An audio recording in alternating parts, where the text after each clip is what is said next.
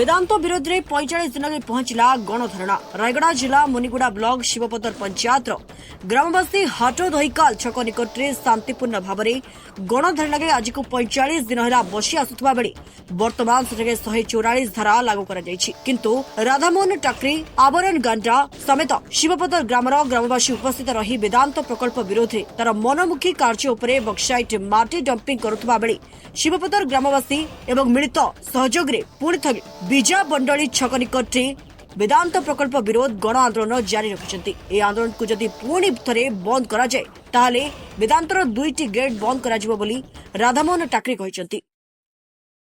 Company go back. Go back. Go back. Vedant company go back. Go back. Go back. So there's a red moon tapping. चलियो नहीं. चलियो नहीं. चलियो नहीं. So बता panchayat red moon tapping. चलियो नहीं. चलियो नहीं. चलियो नहीं. जल्दी चली पो. निया चली पो. जल्दी चली पो. निया चली पो. जल्दी चली पो. निया चली पो. निया चली पो. निया चली पो. राजा रास्ता रे निया चली पो. निया चली पो. निया चली पो. हम गारे हम सरकार हुइसल कंपनी राज नहीं दरकार. नहीं दरकार. नहीं दरकार. हम गारे हम सरकार हुइसल कंपनी राज नहीं दरकार.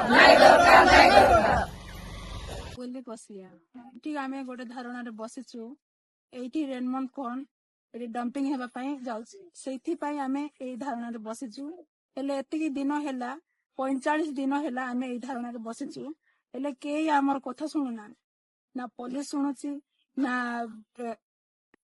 कोर्ट कचरी सब है सीना आमर कथा किए शुणु हेले यहाँ आम देव नहीं बोली कहूँ समस्त रोग पड़ू से मना करू जहाँ को आम भोट दे ठिया करूँ आम सुरक्षित से निजे बिक्री से आसुनी सरपंच धन्यवाद ये जमीक से डंपिंग आम देवु ना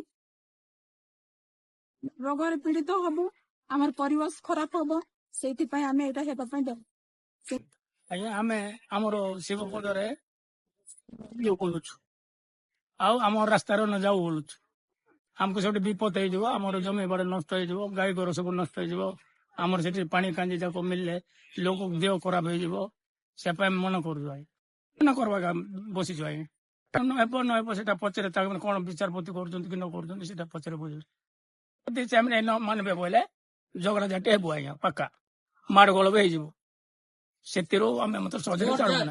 रायगड़ा जिला प्रतिनिधि दिलीप कुमार पड़ियारी रिपोर्ट स्वतंत्र ओडिशा लाइव।